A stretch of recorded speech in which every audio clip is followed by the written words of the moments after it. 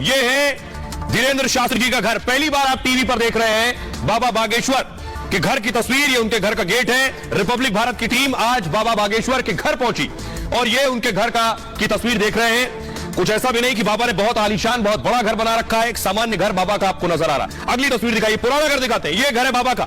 इस घर में इनका जन्म हुआ था। ये तस्वीर भी पहली बार आप टीवी पर देख रहे हैं। यहीं पर इसी घर में, छोटे से घर में बाबा बागेश्वर धीरेन्द्र शास्त्री का जन्म हुआ था।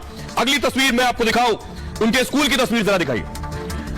ये आप देख रहे हैं घर की तस्वीर और ये है स्कूल। इसी स्कूल में पहली से 5वीं तक की पढ़ाई की है बाबा बागेश्वर ने। स्कूल में अभी ताला लगा है।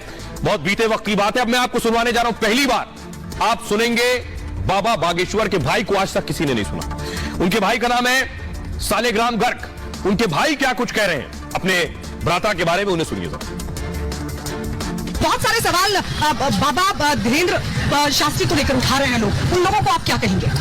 उन लोगों के लिए हम तो कुछ नहीं कर सकते, क्योंकि जो है संसार है भगवान ने बनाया है। उन लोगों को समय आने पर भगवान ही जवाब देगा।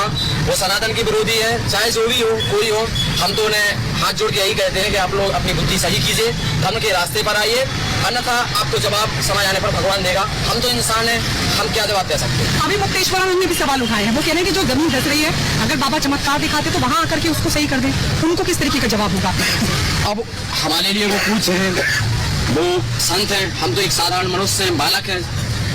अब हमसे उनसे यही कहना चाहते हैं कि आप अपनी शक्तियों से गुजर रहे भरें। अगर आपके मठ में शक्तियां हैं, अगर आपने भगवान की साधना की है, आप इतनी बड़ी मठ के पुजारी है, तो आप उनसे प्रार्थना कीजिए कि आपका मठ ही आपकी दरारें भरे। कोई क्यों जाएगा आपकी दरारें भरने के लिए? भाई अगर हमारे उधर कोई विपत्ति आएगी तो हमें उसको सोच, तो बालाजी का है और धाम है। भाई हमारा कुछ अगर वजूद है तो बालाजी से। हम क्या है? हम तो आप लोगों की तरह इंसान है। अगर हमारा कुछ वजूद है, तन पे कपड़ा है, तो बालाजी की कृपा से। सब बालाजी का है, हमारा कुछ भी नहीं है। विरोध भी हो रहा है तो बालाजी का हो रहा है, नाम हो रहा है तो बालाजी का हो रहा है। हमारा क्या है? अच्छा, आपके चाचा जी को आपके चाचा की तरफ से भी कुछ दावा किया जा रहा है। वो कह रहे हैं कि जो उनके बेटे हैं वो गद्दी के लिए दावेदार हैं। उस पर कुछ कहेंगे? वो हम उस बारे में नहीं बोलना चाहते। वो हमारे पूज्य हैं, अब हमारे परिवार है, हमारे माता पिता जैसे हैं। हम तो सिर्फ ये कहना चाहते हैं सनातन धर्म के लिए लास्ट में एक लाइन कि मिलकर बैठे हैं महफिल में सारे जुगनू, मिलकर बैठे हैं महफिल में सारे जुगनू, उस बालाजी के सूरज को बुझाने के लिए। मिलकर बैठे हैं महफिल में सारे जुगनू, इस बालाजी के सूरज को बुझाने के लिए। अब बालाजी का है, सब बालाजी से है, तो बालाजी निपटे मेदारियों से। हम तो इंसान हैं। जय सिया राम, जय। आइए खबरों में आगे बढ़ते हैं। बाबा के भाई को आपने सुन लिया। आज की एक और बहुत बड़ी खबर यह है कि प्रधानमंत्री मोदी गुलामी की निशानियां मिटा रहे हैं। इस काम में प्रधानमंत्री पहले दिन से लगे, शायद और पहले शुरू होना चाहिए था। प्रधानमंत्री ने बहुत सी गुलामी की निशानियां मिटा दी है।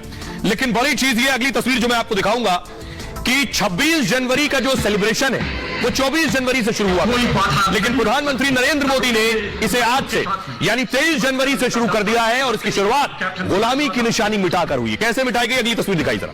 ये आप देख रहे हैं, प्रधानमंत्री नरेंद्र मोदी ने रिमोट से वीडियो कॉन्फ्रेंसिंग के जरिए देख रहे हैं नेताजी मेमोरियल और इनॉग्रेशन किया।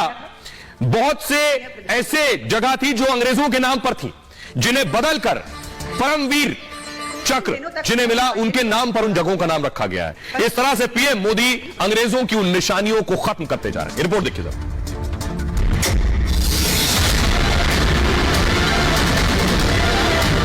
गुलामी की मानसिकता, इन 19वीं सदी का रहन सहन 21वीं सदी की आकांक्षाएं पूरी नहीं कर सकते। 21वीं सदी के अनुकूल हमें बदलाव बहुत जरूरी है। मोदी जो कहते हैं वो करके दिखाते हैं। पूरे देश में मोदी गुलामी की एक एक निशानी जड़ से मिटाते जा रहे हैं। जिस अंडमान निकोबार में अंग्रेजों ने अपने नाम पर टापुओं के नाम रख लिए थे, उन पर मोदी ने भारतीय शूरवीरों के नाम के बोर्ड लगाने शुरू कर दिए और इसकी शुरुआत मोदी 2018 से ही कर चुके हैं। जब प्रधानमंत्री मोदी ने अंडमान और निकोबार के 3 द्वीपों का नाम बदल दिया था, जिसमें रोज द्वीपों का नाम बदलकर नेताजी सुभाष चंद्र बोस द्वीप रखा। अब से रॉस द्वीप को नेताजी सुभाष चंद्र बोस द्वीप से जाना जाएगा, नील द्वीप को शहीद द्वीप से जाना जाएगा और हैवलॉक द्वीप को स्वराजता का संदेश। अंडमान निकोबार के द्वीपों का यह नामकरण उन परमवीर चक्र विजेताओं का सम्मान तो है ही, साथ ही भारतीय सेनाओं का भी सम्मान है।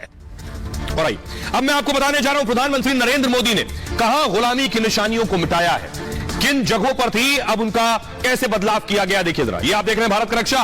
भारत के नक्शे में आप देखिए अंडमान निकोबार में बहुत से छोटे छोटे द्वीप हैं। 21 ऐसे द्वीप हैं जिन सब के नाम बदलकर अब उनके नाम पर रखा गया है जो देश के परमवीर चक्र विजेता हैं, वो हमारे शौर्यवीर। अगली तस्वीर आपको दिखाऊंगा कि ये किस जगह पर है, ये द्वीप कहां पर है, वो तस्वीर मैं आपको दिखाने जा रहा हूं। आइए, वो खूबसूरत डेस्टिनेशन, उन जगहों पर लोग जाते हैं, इसलिए मकसद ये जो आप देख रहे हैं द्वीप अंडमान निकोबार में, ये वो द्वीप हैं जिनके नाम बदले प्रधानमंत्री नरेंद्र मोदी ने, और इन द्वीपों के नाम देश के लिए शहीद हुए, बलिदान देने वाले परमवीर चक्र विजेताओं को दिए गए हैं।